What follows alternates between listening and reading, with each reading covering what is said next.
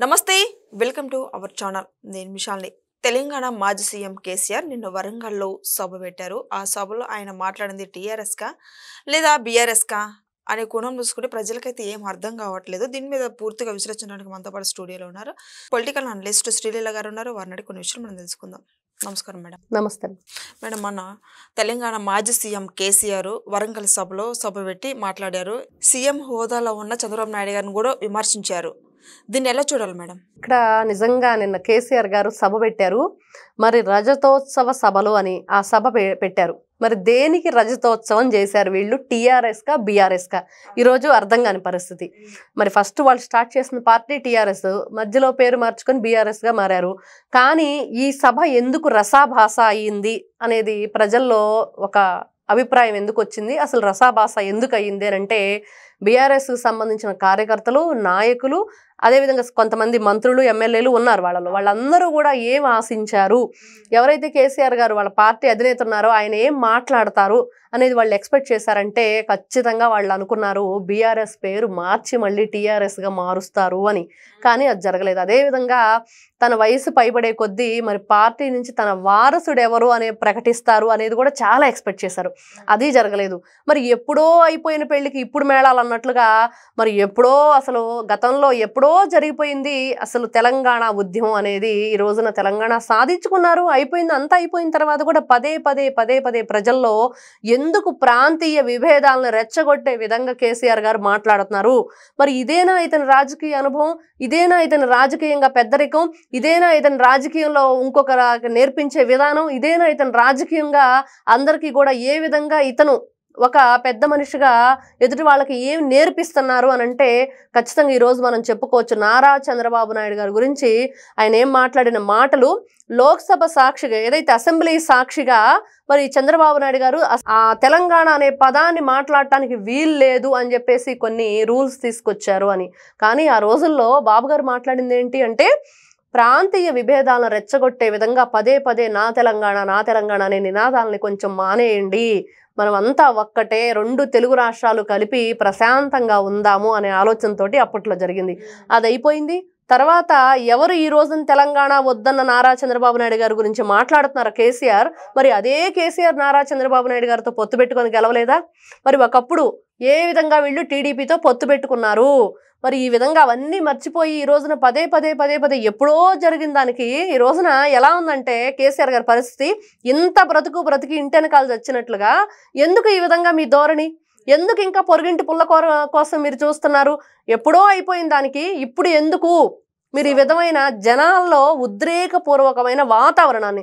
ఇక్కడ చూస్తుంటే జగన్మోహన్ రెడ్డికి కేసీఆర్కి పెద్ద తేడా ఏం కనిపించట్లేదు అతనేమో కులాల పేరుతో మతాల పేరుతో విద్వేషాలను రెచ్చగొట్టే విధంగా అతను చేస్తున్నాడు అంటే వచ్చే కంపెనీలను కూడా రానివ్వకుండా అక్కడ లేని దాన్ని ఆపాదించేసి ఏదేదో రకరకాల అన్ని న్యూస్లు సృష్టిస్తున్నారు వాళ్ళ సాక్షి ఛానల్ సాక్షిగా ఇక్కడ చూస్తే కేసీఆర్ గారు మాట్లాడే మాటలు చేసిన పనులు నిన్న సభ రసాభాస అయ్యింది మరి అది టీఆర్ఎస్ కోసం పెట్టారా బీఆర్ఎస్ కోసం పెట్టారా అదంతా సెకండరీ మరి ఈ రోజును చూసుకుంటే అదే పార్టీకి చెందిన ఎవరైతే హరీష్ రావు గారు ఉన్నారో నారా చంద్రబాబు నాయుడు గారిని గౌరవ ఆంధ్రప్రదేశ్ ముఖ్యమంత్రి గారిని ఎందుకు పొగడలతో ముంచెత్తారు ఎందుకు ఈ విధంగా పొగిడారు అని అంటే ప్రతి ఒక్కరూ ఈ రోజున బీఆర్ఎస్ సంబంధించిన నాయకుల్లో కూడా వస్తున్న ఆలోచన ఏంటంటే రాబోయే రోజుల్లో కూటమి ప్రభుత్వం తెలంగాణలో పోటీ చేయబోతుంది మరి హరీష్ రావు గారి అడుగులు బీజేపీ వైపు పడబోతున్నాయి అనే వార్తలు వినిపిస్తున్నాయని నిజంగా ఈ రోజున చూసుకుంటే కరెక్ట్గా మాట్లాడారు హరీష్ రావు గారు మరి ఈ రోజున బీజేపీ జనసేన తెలుగుదేశం పార్టీ మూడు కూడా కూటమిగా ఏర్పడి ఆంధ్రప్రదేశ్ రాష్ట్రంలో రాజ్యాధికారం చేపట్టిన తర్వాత ఏం జరుగుతుంది అనేది మనం చూస్తూ ఉన్నాం అమరావతి పునఃప్రారంభ పనులు మరి ఎవరైతే మోడీ గారు ఉన్నారో ప్రధానమంత్రి గారు రాబోతున్నారు మళ్ళీ ప్రారంభ పనులు జరిగిపోతున్నాయి అదేవిధంగా టాటా గ్రూప్స్ కంపెనీకి సంబంధించిన కొన్ని ఇండస్ట్రీస్ కూడా తీసుకురావటం దాని తర్వాత ఇంకా ఏదైతే వీళ్ళు పదే చెప్తున్నారో ఉర్సా అని అది ఉర్సా కాదు ఆర్సా అనే కంపెనీ అది పేరు కూడా వీళ్ళు చెడగొట్టేశారు సాక్షి ఛానల్ ఉర్సా అని చెప్పేసి కానీ అది అర్సా అనే కంపెనీ మరి దానికి సంబంధించి వీళ్ళు ఎటువంటి భూములు కూడా వాళ్ళకి ఇవ్వలేదు జగన్మోహన్ రెడ్డి గారు గతంలో ఏదైతే ₹1,00,00,000 ఎకరం ఇచ్చారో అదే విధంగా వీళ్ళకి కూడా ఎకరం ₹1,00,00,000 ఇవ్వటం జరిగింది ఇదిగో ఈ 12,000 ఉద్యోగాలు మీరు ఇస్తేనే మేము మీకు ఈ భూమిని ఇచ్చేటట్లు లేకపోతే వాపస్ తీసుకునేటట్లు ఒకటైతే అగ్రిమెంట్ జీవో అయితే రాసుకున్నారు అవన్నీ కూడా తెలియక మాట్లాడిన మాటలు. మరి ఈ రోజున చూస్తూ ఉంటే హరీష్ రావు గారు అదే చెప్పారు. మరి నారా చంద్రబాబు నాయుడు గారు ఈ రోజున ఢిల్లీ స్థాయిలో ఆయన వెళ్ళి అక్కడ ఏదైతే ఎన్నికలకు సంబంధించి కూడా మనం క్యాంపెయినింగ్ చేసి వచ్చారు. ఇవన్నీ చూస్తూ ఉంటే ఏ విధంగా ఒక విజనరీ లీడర్ ఎలా ఉంటారు అనేది మనకు ఖచ్చితంగా కనిపిస్తూ ఉంది అనేది ఆయన చెప్పటం జరిగింది. మరి అదే ఎవరైతే కేసీఆర్ గారు హరీష్ రావు గారు ఒకే కుటుంబానికి చెందిన వ్యక్తులు, మరి ఇద్దరి కూడా ద్వంద్వ అభిప్రాయాలు మొన్న బయటకు వచ్చాయి. ఎవరి అభిప్రాయం వాళ్ళు వెళ్ళిపుచ్చారు. మరి ఒకవైపు కేసీఆర్ గారి మాటలు చూస్తుంటే ఖచ్చితంగా కేసీఆర్ గారికి ఈ రోజున 10 సంవత్సరాలు హైదరాబాద్ తెలంగాణని ఏలిన తర్వాత కూడా ఇంకా ఇలాంటి పిచ్చివాగుడు మానుకోకపోతే ప్రజలు మొన్నొచ్చిన ఏదైనా కొన్ని ఉన్నాయో ఆ సీట్లు కూడా రావు, ఖచ్చితంగా బుద్ధి చెప్తారు. ఎప్పుడో అయిపోయిన దానికి ఈ రోజు నువ్వు ఇంకా విషయం చెప్పే ప్రక్రియే. మరి చూస్తే గతంలో జగన్మోహన్ రెడ్డితో కలిసి తను ఏ విధంగా రాష్ట్రాన్ని చిదిమేయటానికి చెదరగొట్టడానికి అక్కడ ఏమీ లేకుండా చేయటానికి, రాజధాని అనేది లేకుండా చేయటానికి ముఖ్య కారకుడు కేసీఆర్ అయ్యాడు. అది అందరికీ తెలిసిన విషయం. మరి జగన్మోహన్ రెడ్డి గారిని ఎందుకు ఆ విధంగా ఇతను రెచ్చగొట్టే ధోరణి ఉందంటే అక్కడ ఉన్న ఇండస్ట్రీస్ ఏదన్నా మనం గతంలో చూసాం. 2 తెలుగు రాష్ట్రాలు విడిపోయేటప్పుడు హైదరాబాద్ ఒక వెలిగిపోతుంది. అదేవిధంగా ఆంధ్రప్రదేశ్ వెలవెలబోతుంది. 2 తెలుగు రాష్ట్రాలు విడిపోయినప్పుడు మరి హైదరాబాద్ తెలంగాణ ఒక వెలిగిపోవటానికి ఎవరు కారణం అంటే మరి నారా చంద్రబాబు నాయుడు గారు అనేది మనకు కరెక్ట్గా తెలుసు. ఎందుకంటే సైబరాబాద్ సృష్టికర్త ఆయనే కాబట్టి, కొన్ని వేల ఉద్యోగాలకు సృష్టికర్త అయ్యాడు కాబట్టి. మరి అట్లాంటి వ్యక్తి అక్కడ ఎవరైతే విమర్శించాలి మరి చంద్రబాబు నాయుడు గారిని. మరి అదే అట్లాంటి వ్యక్తిని ఇతను విమర్శించడమే కాకుండా మరి 2019 నుంచి 24 వరకు ఆంధ్రప్రదేశ్ రాష్ట్రం అల్లకల్లోలం అవటానికి కారణం కేసీఆర్.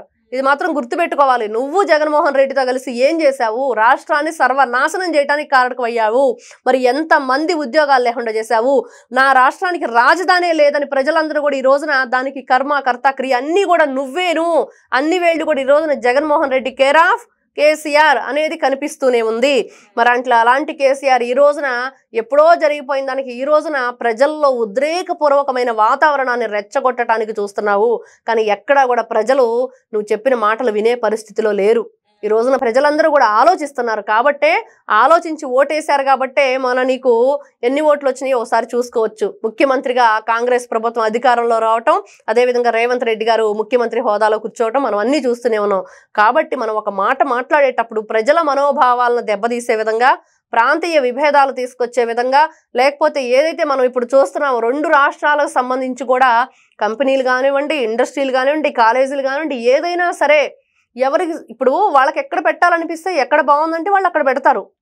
మాకు ఇక్కడ డెవలప్మెంట్ ఉంటుంది, మా కంపెనీ గ్రోత్ ఉంటుంది, ఇంకా మాకు మంచి మంచి అవకాశాలు వస్తాయి అనేది ఎవరికైనా ఆలోచన వస్తే వాళ్ళు ఆ ఏరియాలో పెట్టడానికి ఇష్టపడతారు. కానీ ఈ విధంగా బురద జిమ్మే ప్రయత్నం చేస్తే కనుక ఆ బురద చింది మీ ముఖానే పడుతుందనేది నిన్న జరిగింది. గొప్పగా జనాలైతే వచ్చారు కానీ సభ మాత్రం ఇది టీఆర్ఎస్ కోసం చేసిన రజతోత్సవమా లేకపోతే బీఆర్ఎస్ కోసం చేసిన రజతోత్సవం అర్థం కాక ప్రజలందరూ కూడా ఈ సభ రసాభాస అయ్యిందని చెప్పి ప్రజలే కాదు బీఆర్ఎస్ నేతలు కూడా చెప్పుకునే పరిస్థితి నిన్న కేసీఆర్ గారికి ఎదురైంది. నిన్నటి రోజున కేటీఆర్ కానీ, కవిత కానీ, కేసీఆర్ కానీ వాళ్ళు చెప్పిన తర్వాత అధికారంలోకి మేమే వస్తాం కదా అన్నట్టు వ్యాఖ్యలు చేశారు. ఇది ఎంతవరకు వాస్తవం అంటారు? ఆంధ్ర రాష్ట్రంలో జగన్మోహన్ రెడ్డి గారు మేమే వస్తాం, ఇక్కడ చూస్తే వీళ్ళు మేమే వస్తాం, వచ్చి ఏం చేస్తారు? గతంలో కవిత జైలుకి వెళ్ళి వచ్చారు. మరి ఏ కేసులో జైలుకి వెళ్ళి వచ్చిందంటే నిజంగా చెప్పుకోవాలంటే ఇంటి ఆడపిల్లని మద్యం కేసులో వీళ్ళు ఇరికించి జైలుకు పంపించారు, తీహార్ జైలుకి. మరి ఎంత ఘోరమైన పరిస్థితి.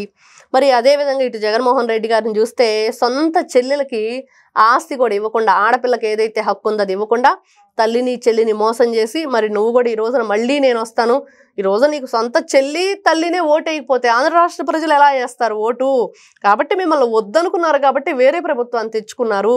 మరి ఈ రోజున మీ 2 ప్రభుత్వాలైనా ఇంకా రాష్ట్రంలో ఇంకేమి లేవా, ఇంకేమి రావా అంటే చాలా ఉన్నాయి పార్టీలు. చాలా మంది మేమంటే మేము ఈ రోజున ఎన్నో చూస్తున్నాం పార్టీలని.